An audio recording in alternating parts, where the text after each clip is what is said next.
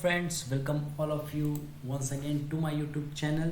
So in today's session we're gonna discuss the problem of network theory, electronics and communication engineering.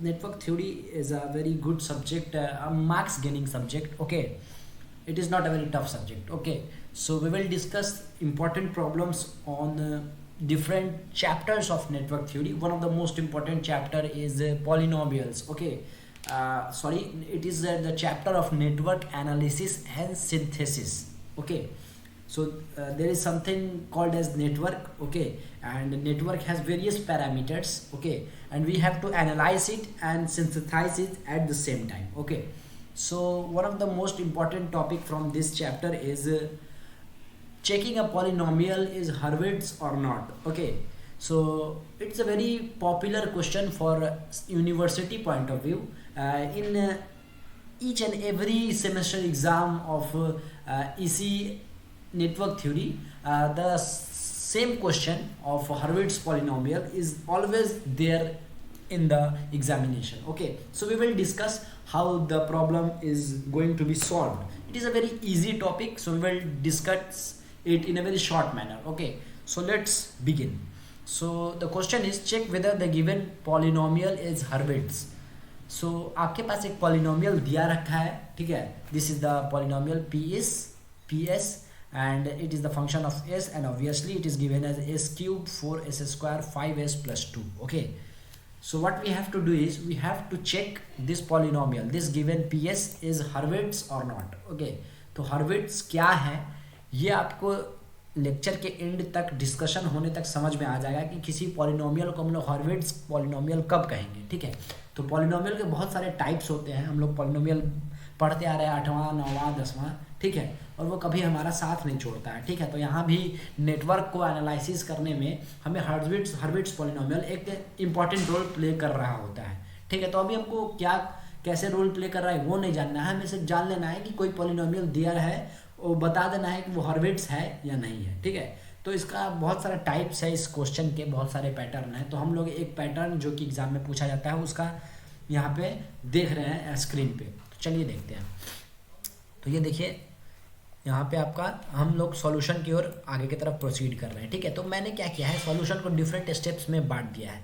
अगर ये 3 steps आप follow करें तो आप इजीली किसी पॉलिनोमियल को बता सकते हैं कि वो हर्विट्ज़ है या नहीं है. ठीक है, तो बहुत ही इजी मैनर में हम लोग सीख जाएंगे. ठीक है, चलिए, और बहुत इंपॉर्टेंट क्वेश्चन भी है. ठीक है, तो गिवन PS इज दिस हम लोगों ने लिख दिया जो भी मेरा पॉलिनोमियल दिया हुआ है. ठीक है, अब इस पॉलिनोमियल, ये जो पूरा एक पॉलिनोमियल है s cube 4s square 5s plus 2, इस पॉलिनोमियल में ऑड पार्ट और इवन पार्ट हमें डिटरमाइन करना पड़ेगा.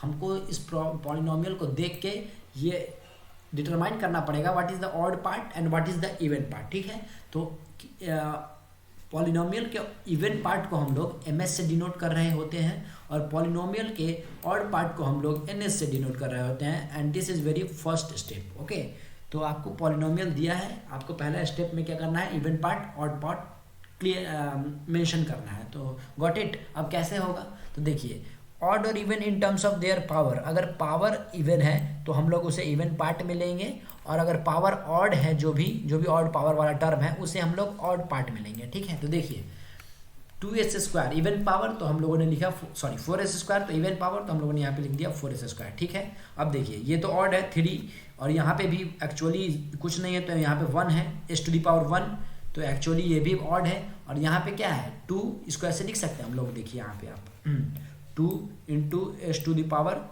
0, this is nothing but, actually इसका मतलब ही 2 है, तो यानी कि s टू दी पावर 0, तो इसको भी हम लोग इवन में लेके चल रहे होते हैं. तो देखिए यहाँ से क्या हो गया, इवन पार्ट इसका 4s स्क्वायर प्लस 2.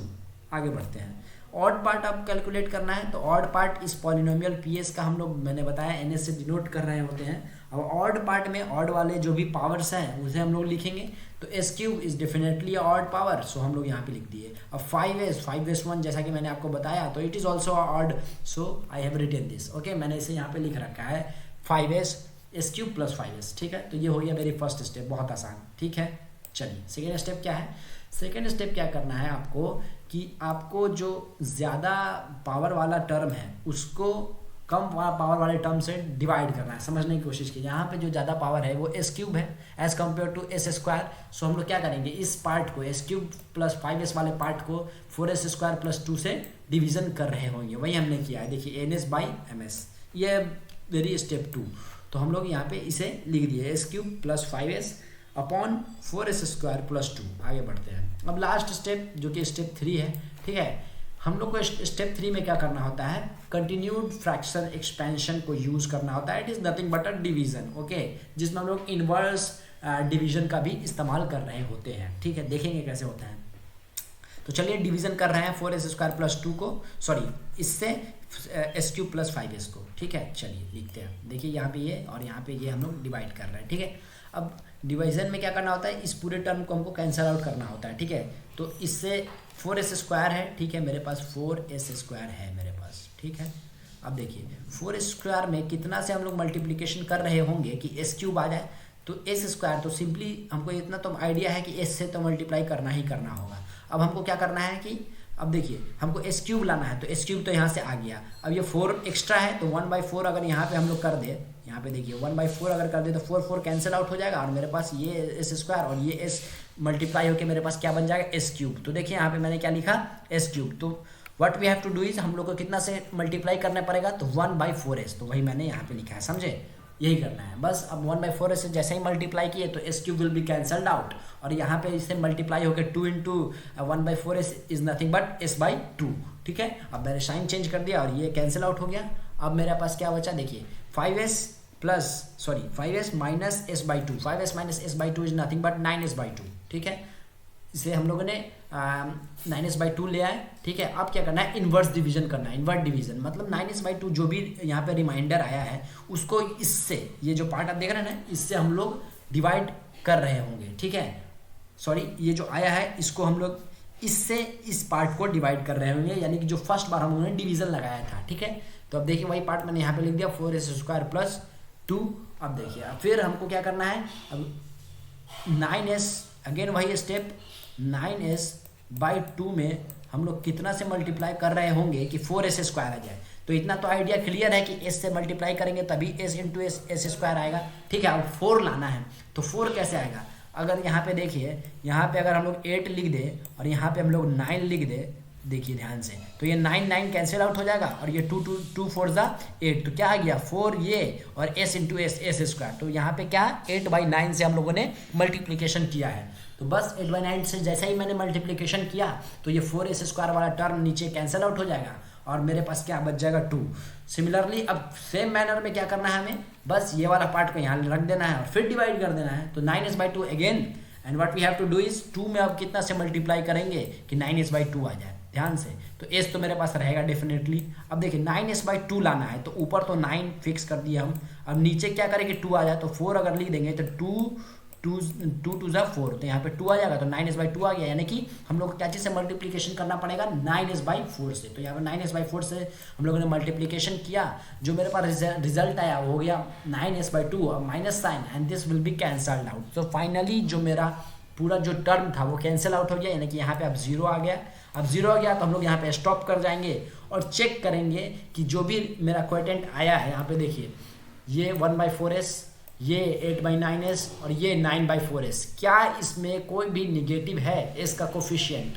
तो last step is nothing but a theoretical step. What we have to do is, as we can see by continued fraction expansion, जो मैंने ऊपर कंटिन्यूड फ्रैक्शन एक्सपेंशन किया उसमें जो ऑल कोफिशिएंट्स आ रहे थे, जो कि 1/4s है, 8/9s है, 9/4s है, वो सभी क्या है पॉजिटिव है, ठीक है। यहाँ पे दिखा दिया मैंने 1/4, 8/9 और 9/4, ठीक है, सभी पॉजिटिव है। तो मैंने क्या बोला, hence given polynomial PS is Hurwitz. अगर पॉजिटिव है तो हर्विट्ज, अगर नहीं होता है तो नहीं, ठीक है।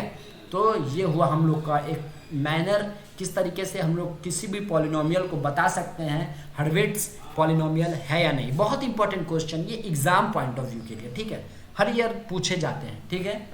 चलिए, तो इस तरीके से हम लोग डिफरेंट स्टेप्स को कंक्लूड करके अपने रिजल्ट तक पहुंच गए, ठीक है। होप कि आपको ये वीडियो समझ आया होगा।